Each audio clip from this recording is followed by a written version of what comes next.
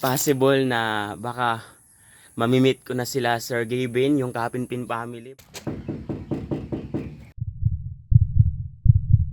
So what's up mga kasaka? Andito na nga pala tayo ngayon sa airport para tuparin yung isa sa mga pangarap ko na makita at mahawakan yung ating mga iniidolo. Alis na. At ito yung kauna-unahan natin pagsakay ngayon ng aeroplano. Ito na. Isang magsasakang makakasakay ng kauna-unahang pagsakay ng aeroplano. Ayan. Ito ating sasakyan yan, aeroplano.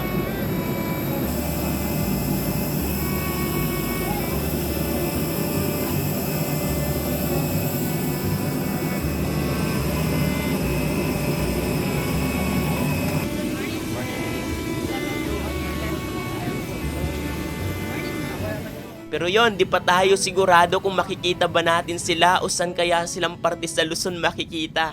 Kasi lumipad tayo ngayon nang walang ka-idea kung saan kaya yung eksaktong lokasyon nila. At makikita nyo naman sa aking mga mata na sobrang excited pero kabado. Kasi eto talaga yung kauna-unahan kong pagsakay ng eroplano. At dati pangarap namin to nung nabubuhay pa yung mga kapatid kong mga lalaki. Habang nasa sakahan kami at may dumaang eroplano sa kaulapan, isa to sa aming mga pinagmamasdan at inaasam na balang araw makakasakay din tayo dyan.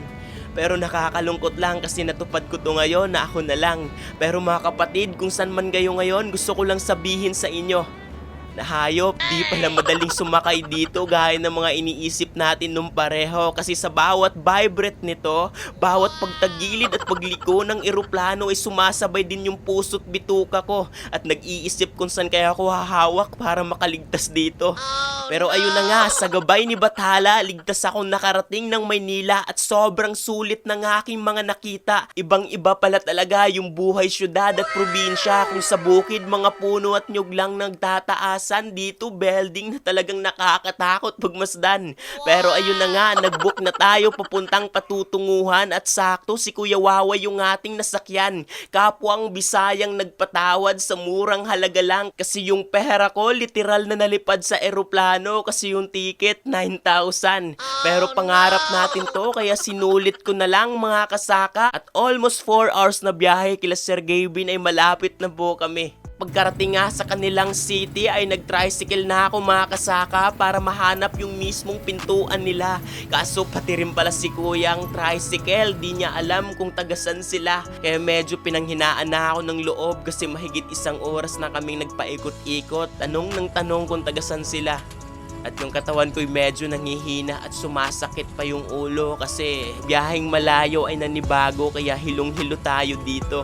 Pero ayon, sa awa ng Panginoon ay nasa gate na tayo ngayon ng ating mga iniidolo. At kinakabahan ako kung lalabas sila pero yun, sana andito sila sa loob. A few moments later.